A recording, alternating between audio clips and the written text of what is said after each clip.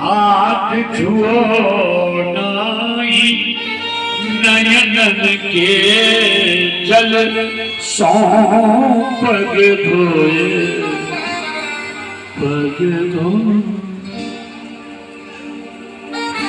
मित्रों, जब ये कहा कि परात के पानी को नहीं छुआ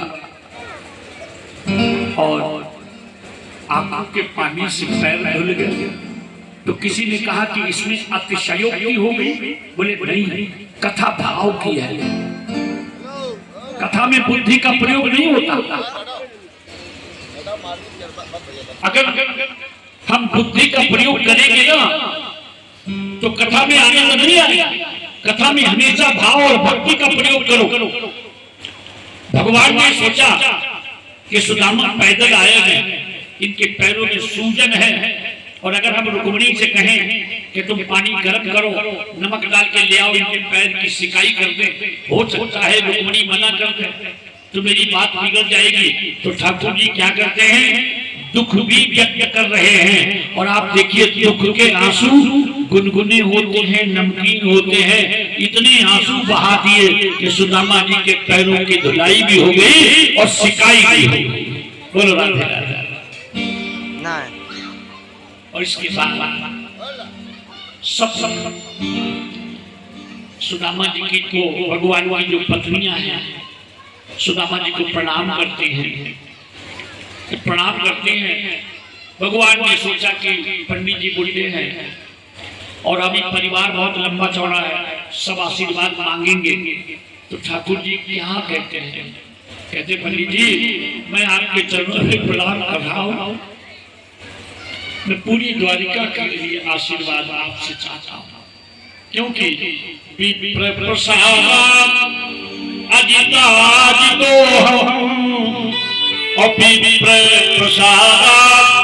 कमलावरो विप्र प्रसादात् धननिधरो अभिप्र प्रसादात् मम नाम वामः। भगवान कहते हैं कि ब्राह्मण के आशीर्वाद से हमने अजित रावण को भी जीता है, ब्राह्मण के आशीर्वाद से हमने लक्ष्मी जी का वरण किया है, ब्राह्मण के आशीर्वाद से हम धरणीधर बनते हैं, और इसलिए ब्राह्मण के द्वारा ही हमारा नाम राम रखा गया है। इसलिए ब्राह्मण का आशीर्वाद हमारे लिए सदैव शिरोधार्य है। और पूरी द्वारिका का प्रतिनिधित्व करते हुए द्वारिकाधीश ने सुदामा जी के चरणों में अपना मस्तक झुकाया और सुदामा जी ने शुभाशीष प्रदान किया। बोलिए भगवान की। अब इसके ऊपर भगवान हंस करके बोले, पंडित जी कछु भाभी हमका दियो सो तुम काहे न देत, चापी पोटरी आँख में रहे कहो यही है तू। हमारी भाभी जी ने जो हमारे लिए कुछ भेजा है क्यों नहीं दे रहे हो? पुरानी आदत कभी छूटी नहीं है गुरुकुल वाली। और सुदामा सोच रहे छिपा ले, सबके सामने ठीक नहीं, पोटली पुरानी है, 4 टुकड़े हैं उसमें। भगवान ने पोटली को झटका और कहते कि हमसे क्या छिपाना, और 3 मुट्ठी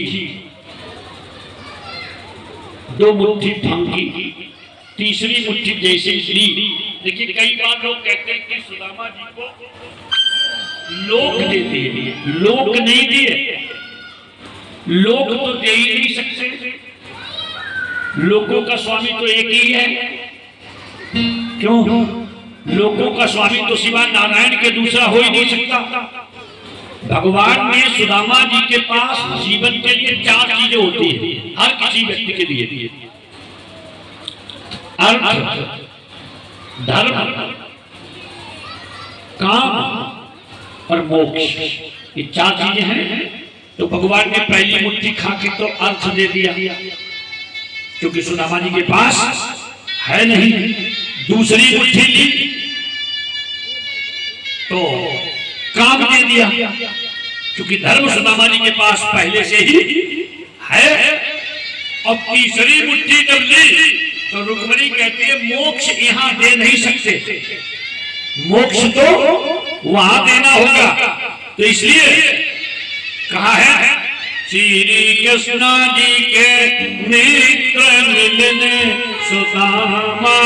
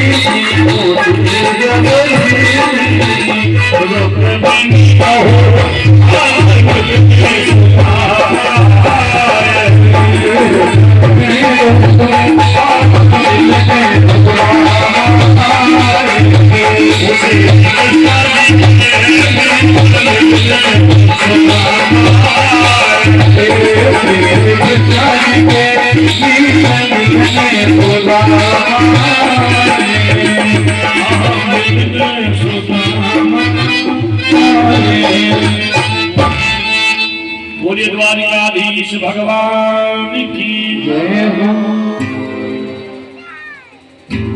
रुक्मिणी ने रोका कि प्रभु ये मोक्ष यहाँ मत देना, नहीं तो सिस्टम बिगड़ जाएगा। अर्थ दे दिया, काम दे दिया, धर्म उनके पास है और मोक्ष वहां देंगे। और बड़ी श्रद्धा के साथ सुदामा जी को विदा किया। सुदामा जी जब अपने नगर में पहुंचे हैं तो वहां द्वारिकाधीश की पहली कृपा है। सुशीला चार दीवारी पर टहल रही थी और जैसे ही सुशीला टहलते हुए दिखाई दी, मित्रों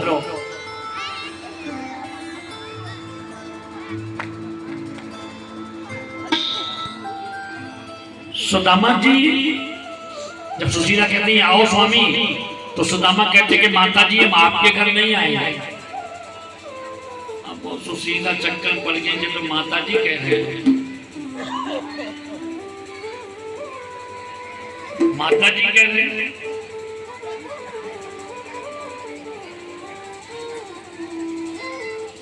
सुदामा बोले कि ये किसका है? बोले ये सुदामा महाराज का, किसी ने बता दिया। तो बोले हमें लगता कोई सेठ आ गया सुदामा नाम का, उसने अपनी फैक्ट्री चालू कर दी, यहाँ हमारी झोपड़ी हटा दी। अरे सुदामा मंगल देखी तेरे, सुदामा मंगल देखी तेरे,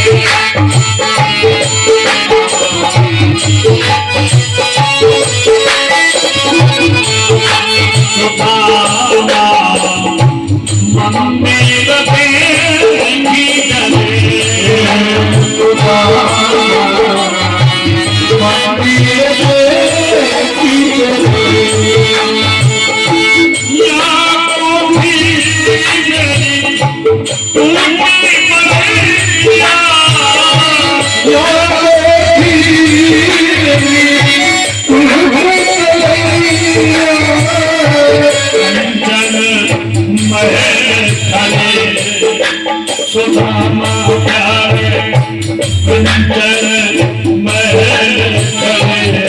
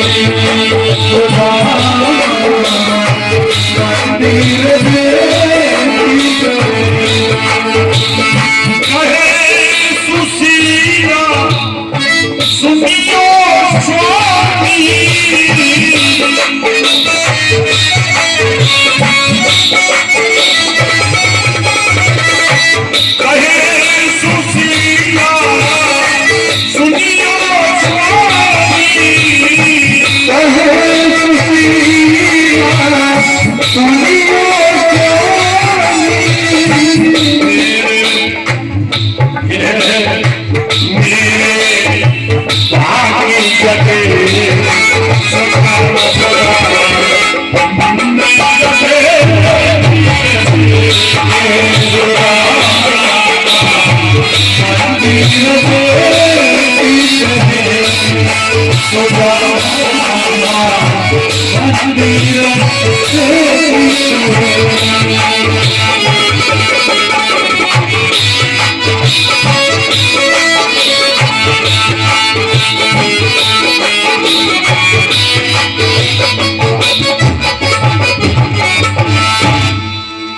सुदामा जी का जब अंतर चक्षु खुला,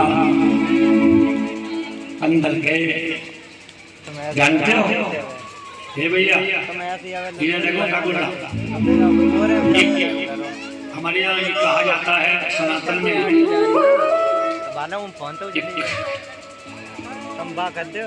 आशीष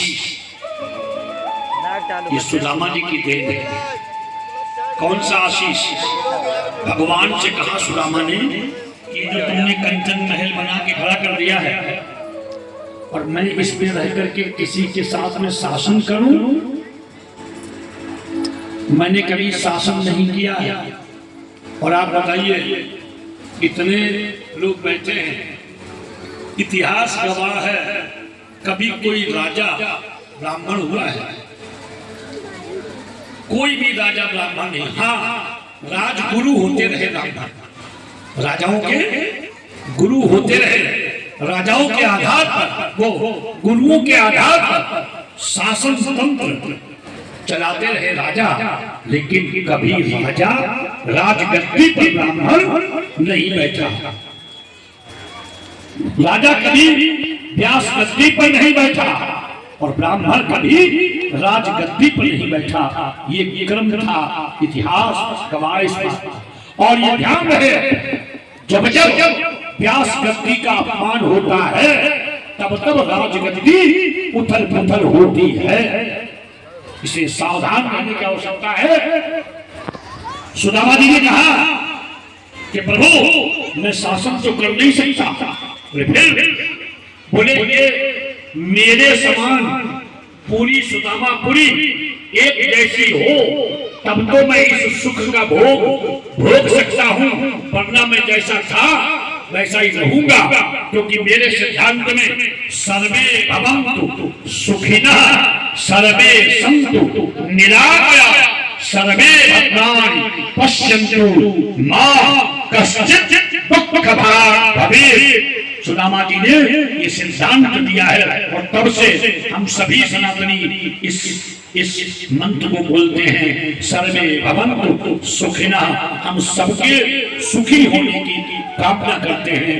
और इस कथा में आए हुए सभी भक्तों को मैं व्यासपीठ के माध्यम से साधुवाद, आशीर्वाद, धन्यवाद देता हूँ। और ये कहना चाहूंगा कि पूरे 7 दिन में धारा प्रवाह बोलने में कहीं न कहीं कोई न कोई त्रुटि हो सकती है, कोई अप्रिय शब्द निकल सकता है, क्योंकि मैं बोलता हूं, आप सुनते हैं, आपने सुना, इसके लिए हम आपका आभार व्यक्त करते हैं और व्यासपीठ की गरिमा को ध्यान में रखते हुए आशीर्वाद साधुवाद देते हैं। और कोई शब्द निकल गया हो तो मैं वो शब्द अपना वापस लेता हूँ, क्षमा प्रार्थी हूँ, और फिर कभी माता रानी की कृपा हुई तो पुनः आपकी सेवा करूंगा।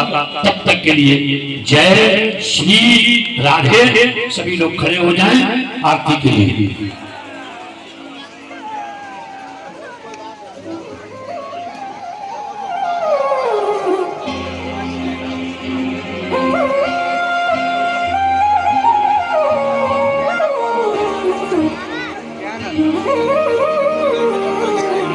आरती श्री हरि घट घट वासी,